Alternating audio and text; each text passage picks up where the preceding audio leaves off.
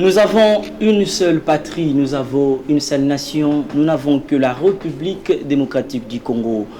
Bienvenue dans votre émission Invité, une émission qui vous donne les nouvelles, une émission qui reçoit pour vous les invités afin de débattre sur les sujets d'actualité en République démocratique du Congo. Pour aujourd'hui, nous recevons pour vous M. Dodis Mandungu, qui est le coordonnateur de la fondation Dodis Mandungu, donc la fondation qui porte son nom. Donc avec lui, on va échanger, on va discuter au cours de cette émission avec deux belles thématiques. Nous allons parler en premier lieu de la situation qui persiste, les deux situations préoccupantes en République démocratique du Congo, celle de l'agression du Rwanda sous couvert par le M23 et deuxièmement les élections en 2023. Donc là, c'est la première thématique. Puis la seconde va être basée à la fondation Dodis Mandungu. On va essayer de comprendre c'est quoi la fondation Dodis Mandungu.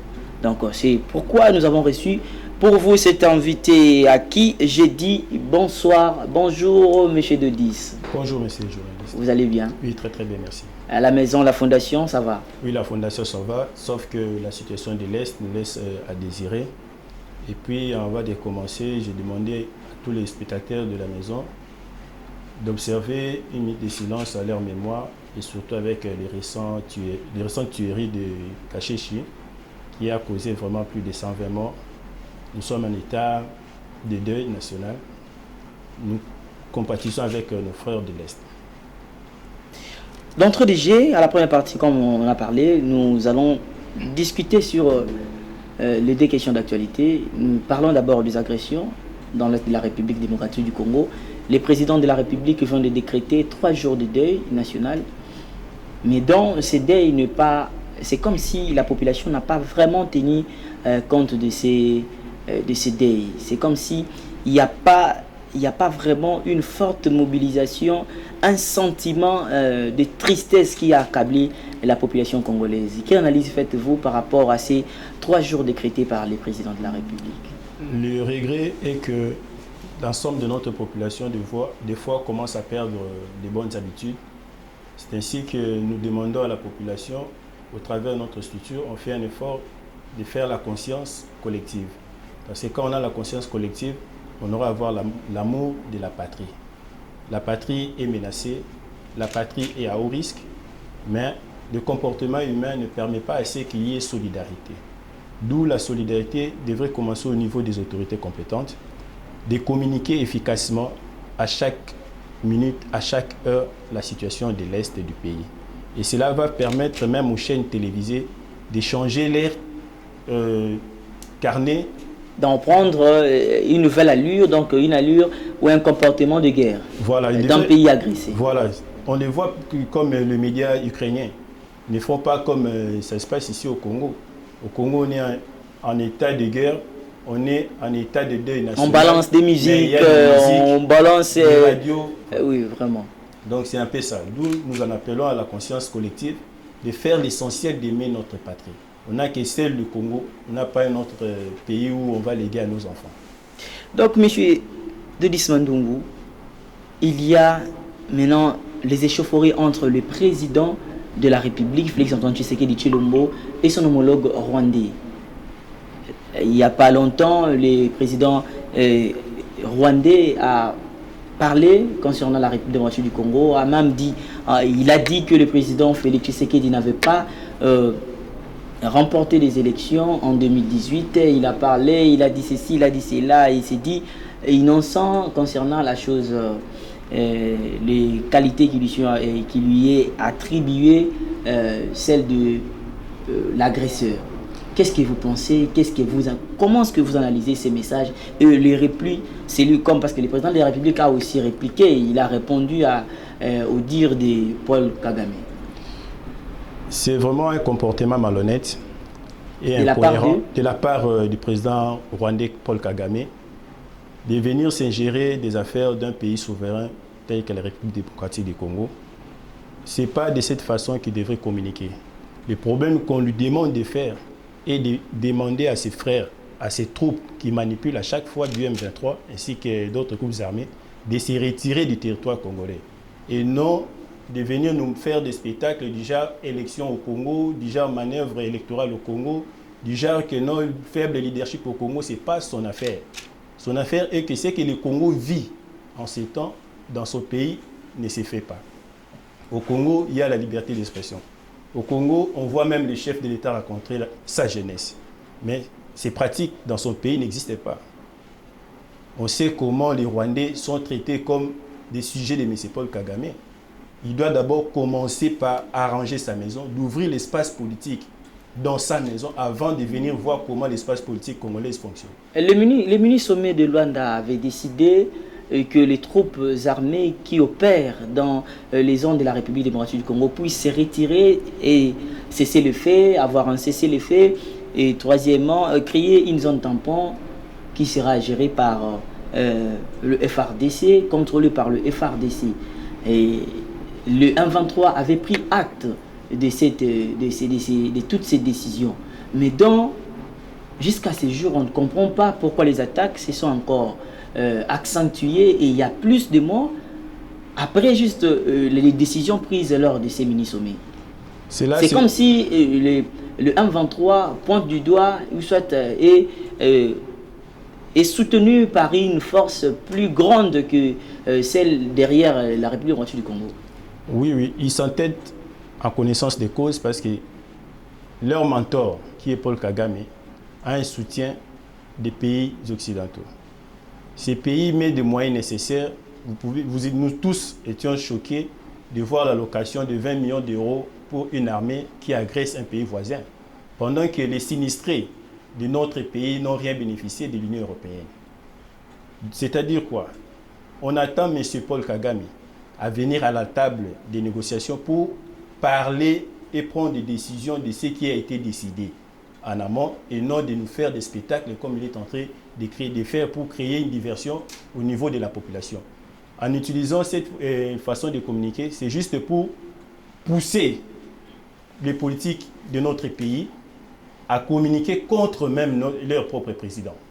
On a lu sur les réseaux sociaux à combien les partis politiques ont dû intervenir par rapport à la sortie médiatique aussi du chef répondant de manière correcte, juste et respectueuse vis-à-vis de son homologue. Est-ce l'absence de Paul Kagame au mini-sommet de Luanda n'était pas un sabotage pour la recherche de la paix en République démocratique du Congo? N'était pas un sabotage, c'est-à-dire... Malgré qu'il a été représenté par le ministre des Affaires étrangères, mais sa présence était voulue, était désirée au cours de ces assises. Sa présence était désirée à ces assises des mini-sommets de Luanda. Pourquoi? Parce que c'était les derniers enjeux concernant la guerre à l'Est. Étant donné qu'il se connaît de sa faiblesse, il ne serait pas à mesure de regarder ses homologues parce qu'il y a des vérités qui vont se dire. Il a dû préférer prendre la poudre de campagne. Donc, comme on dit toujours, pour faire tomber un taureau, il faut commencer par le prendre sur ses cornes. Le messie est déjà pris sur ses cornes. Alors, il est devenu comme un chien à rage, il cherche où trouver la proie. Quand vous parlez de la poudre d'escampette, on voit, je peux directement parler de la France. La France, quelle attitude la RDC peut prendre vis-à-vis de la France et les États-Unis? La RDC... Parce qu'il n'y a pas longtemps, on a suivi, il y a un avion qui était descendu à Kisangani qui avait pour direction Ouganda, mais il y a eu un problème. Cet avion a atterri à Kisangani qui, selon les sources, avait des munitions. Il avait un armement pour aller fournir on ne sait pas qui, mais cet avion était atterri ici. Et après, il y a 20 000 € qui venaient d'être déboursés pour le soutien au Rwanda. Quelle analyse faites-vous? Quelle attitude la République démocratique du Congo peut-elle avoir avec le pays tel que la France, les pays tels que les États-Unis? J'aimerais aussi encourager les chefs de l'État, le président de la République, Félix Tshisekedi Tshilombo, de son engagement et l'attitude qu'il a dû adopter ces derniers temps. Il a dû adopter l'attitude responsable vis-à-vis de ses partenaires, en connaissant que non, il est menacé, il y a un complot existant entre son frère Paul Kagame ainsi que ses partenaires français, américains. D'où il ne faut pas céder aux provocations. C'est une situation qui devrait empirer les problèmes au niveau... Nous pouvons dire que c'est cette guerre entre la République démocratique du Congo et les Occidentaux était un conflit latent. Mais maintenant, c'est comme si ce conflit est devenu ouvert. Parce qu'il n'y a plus rien à cacher. Il y a plus les armes sont fournies, nous recevons du jour les jours les sanctions qui pèsent. Nous en avons des sanctions sur nous, donc en provenance des les conseils de sécurité des Nations Unies. Donc comme ça. Et quelle attitude que nous pouvons prendre vis-à-vis, ne plus collaborer? Parce que hier il y a eu une marche, les catholiques avaient organisé une marche pacifique pour sensibiliser la population et dire non à toutes ces agressions dans l'Est de la République, les tueries, les atrocités qui en découlent. Et maintenant, les catholiques exigent à ce que qu'il y ait retrait de la République démocratique du Congo dans la communauté des États d'Afrique. Les deux parts de la MONUSCO, et il y a eu quelques autres enjeux qu'ils ont pu mettre en place pour permettre la RDC à évoluer.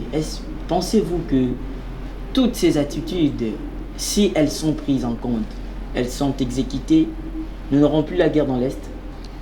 Forcément pas. Pourquoi? Parce que quelles que soient les décisions de se retirer de la communauté des États de l'Afrique de l'Est, quels que soient les mécanismes qu'on va mettre en place, brutalement, on ne peut pas chasser la MONUSCO, mais il y a déjà un plan de retrait progressif de ces troupes. Le problème du pays est que on ne peut pas se faire isoler. La planète aujourd'hui est devenue comme un village, d'où c'est que la RDC égorge en son sein aura toujours besoin de partenaires.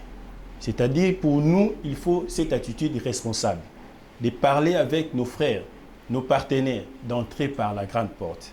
En lieu et place de créer des faibles prix d'achat de minerais, de nos ressources naturelles. Ça ne sert à rien. Le pays a besoin de son développement. Le pays a besoin de décoller. Comme ils veulent trouver les matières premières en République démocratique du Congo, à contrepartie aussi, ils doivent imposer la paix parce que c'est eux qui financent. C'est prouvé noir sur blanc dans toutes les rencontres de l'Union européenne. Il y a des rapports qui existent et des experts. Donc vous ne voulez pas vous séparer des Nations Unies et encore de la communauté internationale parce que vous recevez des dons, vous recevez des fonds au moment où vous les désirez. Non, c'est ce qui vous retient de ne pas se séparer, de ne pas se retirer d'eux. Non, ils vont partir. Mais on est en train de se préparer parce que le pays a été infiltré. Le pays a connu des crimes pendant des années ayant freiné même son développement. D'où il faut se consolider d'abord davantage au niveau interne. C'est ainsi que nous félicitons la solidarité nationale dans son ensemble qui a fait échec à cette tentation à plusieurs reprises depuis son plan d'ouverture pour balkaniser le pays. Donc notre population est consciente de son destin de ne pas trahir. Comme disait Frantz Fanon, chaque génération a dans une relative opacité de comprendre et connaître sa mission, de la trahir ou de la remplir. À l'heure actuelle, il y a plus de trahison. On a traversé déjà l'étape de trahison. On est dans la toute dernière étape d'accomplir la mission du destin de notre pays. C'est-à-dire qu'il ne faut pas se laisser distraire par les menaces, par des badongolomis, comme on dit à Lingala, de nous distraire pour nous dire que non, voilà, Tshisekedi n'avait même pas gagné les élections. C'est-à-dire qu'il est en cours d'argument. Monsieur Paul Kagame n'a aucun argumentaire qui va le faire face au président de la République, Félix Antoine Tshisekedi Tshilombo. La solidarité nationale, c'est ce que demande Dodis Mandungu au cours de cette émission invitée. Donc, le monsieur appelle à la solidarité nationale. Tous les acteurs politiques, tous les hommes politiques, je ne sais pas, les musiciens et toute autre forme dans notre divergence, dans notre diversité, aimons-nous et mettons-nous ensemble, mettons nos idées ensemble pour faire face à cette guerre dans l'Est de la République démocratique du Congo. Nous passons directement à notre deuxième thématique qui est consacrée à votre fondation. Dodis Mandungu Fondation. C'est quoi Dodis Mandungu? Pourquoi Dodis Mandungu Fondation? Bon, la création au départ, c'était pas vraiment une structure éponyme, mais c'était l'idée de faire une association de jeunes aux bonnes mœurs justes et cohérentes. C'était ça l'idéal de départ. Mais comme l'appétit ou soit les idées changent avec le temps, mes collaborateurs se sont dit non, tant mieux donner l'image à votre propre nom pour marquer la marque de ce que vous comptez imposer ou soit proposer à la population et à la jeunesse congolaise dans son ensemble. Et de ces points-là que nous sommes partis pour la fondation. Quel objectif avez-vous quand vous avez créé cette fondation? Avec quel objectif? L'objectif majeur, c'était d'abord sur l'encadrement à l'éducation citoyenne. Parce que j'avais fait un constat amer, notre jeunesse était vraiment exposée à la délinquance juvénile. Et cette délinquance juvénile a eu naissance par la faiblesse de la politique sociale au niveau du pays. Et c'est ce qui m'a motivé de réfléchir sur ces points-là. D'où il y a possibilité d'encadrer tous ceux qui sont abandonnés par rapport à la scolarisation. Si les moyens existent, si la politique sociale engagée du gouvernement se met en place, va nous aider à récupérer tout ce qu'on appelle des démunis, tout ce qu'on appelle les enfants de la rue, tous ceux qui ont perdu même l'essence familiale parce qu'ils se sont rendus compte que non, à la famille, il n'y a pas vraiment une subsistance qui va me permettre à évoluer. D'où l'avenir et les destins du pays est mis à risque. Moi, étant que parent, je m'étais dit, je peux beau bien donner une bonne éducation à mes enfants, mais tant que l'environnement n'étant pas favorable, rien ne peut rester. Nous tous, on va se mettre dans la merde concernant la situation sociale du pays. Nous étions hier dans votre... il y a une activité que vous avez organisée hier. Là, je demande déjà à la régie de pouvoir nous balancer cet élément. Puis nous allons nous retrouver tout juste après pour commenter et continuer et terminer cette émission. 8h juste heure de Kinshasa, c'est le début du carnaval piéton organisé par la fondation Dodis Mandungu dans le but de sensibiliser la population sur l'éducation citoyenne collective, l'environnement favorable pour tous. Les membres et cadres de ces structures ont marché des Kalamo à l'unité première rue où devait se dérouler cette activité. Arrivé sur le lieu, le coordonnateur de FODEM a rappelé à la cible la vision de la fondation. Conception est une perte de valeur remarquée dans le milieu toujours tamboula, dans le milieu toujours vendre, dans le milieu toujours ça la alors situation sociale est tellement dégradante. Les yango ils ont ça que non la perte de valeur est ça. Comment y remédier? Il faut qu'il y ait des volontaristes pour ça là effort avec les maigres moyens, mais pour que les censés nini un partenaire et s'accompagner dans le niveau de la famille. Après cette étape est intervenu le jeu de questions et réponses entre le membre et le numéro 1 de la dite fondation. Au sortir de l'événement, Dodis Mandungu a expliqué la quintessence de cette rencontre. L'activité de ces jours, nous avons pensé à l'organiser par rapport à la sensibilisation, à la conscience collective, ainsi qu'à l'environnement favorable pour tous, pour permettre aux ménages ainsi qu'aux jeunes, filles, mères et puis jeunes garçons, de comprendre le sens de l'éducation initiale. Parce qu'aujourd'hui, nous sommes en train de pleurer concernant la pollution de notre environnement, concernant l'insalubrité. C'est ainsi qu'on a eu à penser à initier cette activité de ce jour. L'activité en question est a priori de faire notre plaidoirie auprès des autorités en place, de nous accompagner, de nous assister, parce que la commune ou nos communes de la ville de Kinshasa se retrouvent vraiment dans une situation de salubrité immense. Pourquoi? Parce que la grande difficulté après réflexion est que nos communes n'ont pas de sites de déposit par rapport aux déchets des ménages. D'où les ménages maintenant à leur contrepartie, étant donné qu'ils sont dans l'incivisme, ils ramènent maintenant les immondices vers les caniveaux. D'où on crée des foyers pour connaître dans le problème d'inondation à venir. Les déchets jetés dans les caniveaux par la population bouchent en retour ces derniers et conduisent à des répercussions sur l'environnement. Les autorités compétentes sont appelées à mettre en place des mécanismes susceptibles pour conscientiser le peuple afin d'éradiquer la mentalité d'inonder les canalisations par les immondices. De retour sur ce plateau de Dodis Mandungu, nous venons de lire avec vous, nous venons de visualiser votre action que vous avez menée hier. Vous pouvez nous dire, à part cette action, quelles sont d'autres actions que vous avez déjà menées dans votre fondation? On a mené pas mal d'actions de terrain. On est dans le domaine de l'environnement favorable. De fois, on sensibilise comment tirer, parce qu'aujourd'hui, les familles, quand il y a pluie, il y a plus de morts que de paix. On est tenté d'initier nos populations, nos ménages, à se connaître comment gérer son environnement. On fait la campagne de sensibilisation et d'éducation citoyenne collective pour aider les gens à prendre vraiment à cœur le devenir de notre société.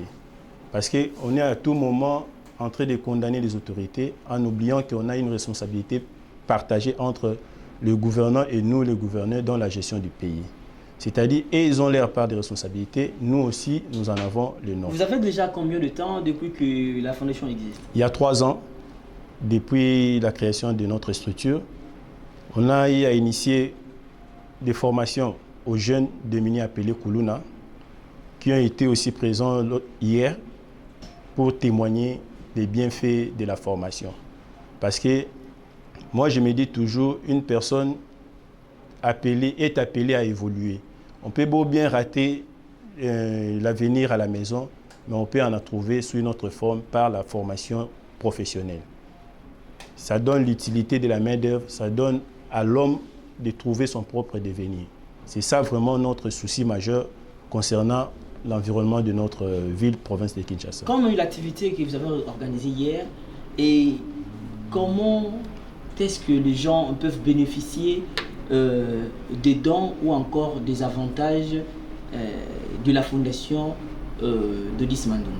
Ce qui a été organisé hier, nous en appelons toujours à la conscience comment promouvoir les petits commerces, comment se donner la discipline d'épargne pour avoir l'émergence dans ce que vous êtes en train de faire.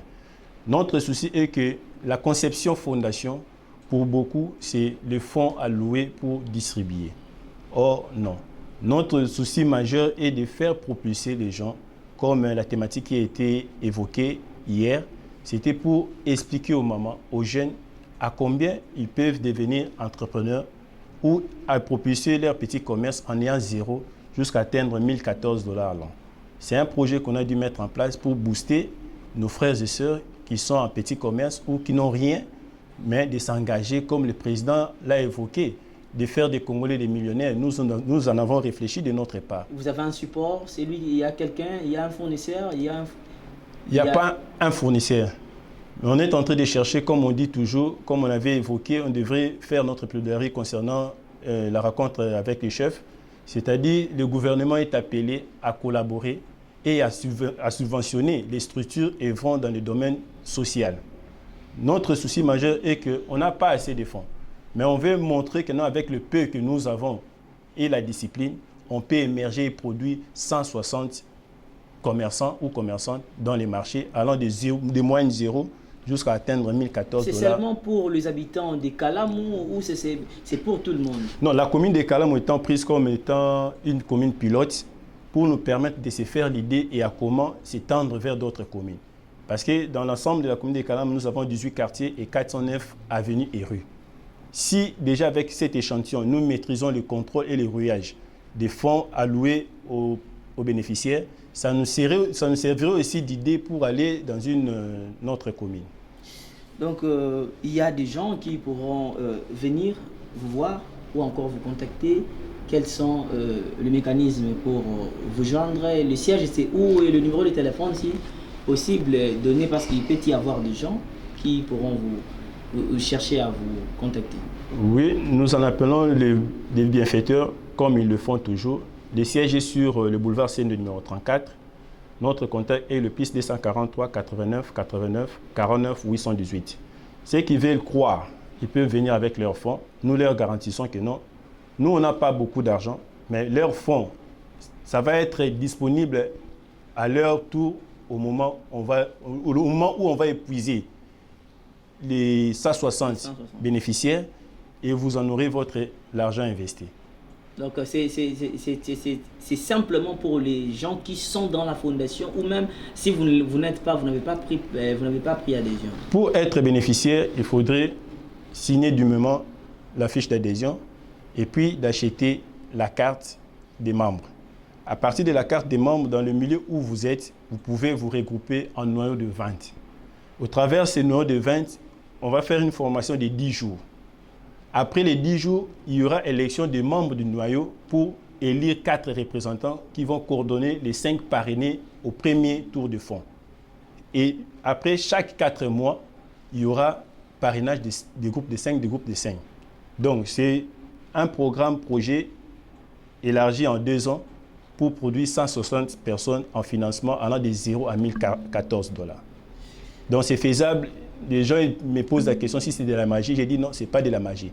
On a réfléchi, on a mis ça en place. S'il y a des volontaires, des financiers, ils nous contactent. On va étaler les projets ensemble, discuter et leur faire voir que non, leur argent investi garde toujours sa forme.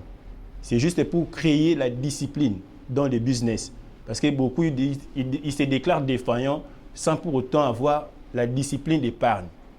Vous travaillez, exemple, vous gagnez 10 000 francs par jour. Comme aujourd'hui, j'ai gagné 10 000, je consomme les tout sans pour autant épargner. Et le lendemain, quand il y a pénurie des produits ou il y a pluie.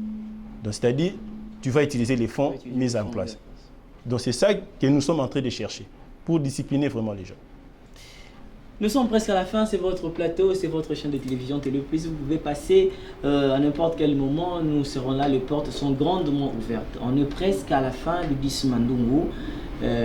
S'il y a un message, un mot de la fin, pour clôturer, vous vous adressez à la population congolaise et vous vous adressez, je ne sais pas, aux membres de la fondation. Je vais m'adresser à la population congolaise, plus précisément à celle de l'Est, pour leur montrer notre solidarité au niveau des King. Il ne faut pas suivre les médias.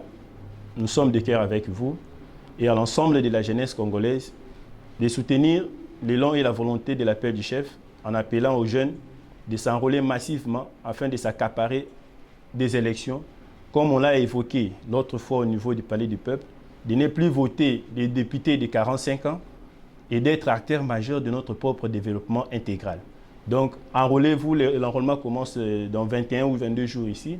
Il faut se faire enrôler tous ceux qui ont l'âge de voter. Et puis, Dieu a le destin de notre nation. On est à bon port pour remplir notre mission et vivre la paix durable dans l'ensemble de notre territoire.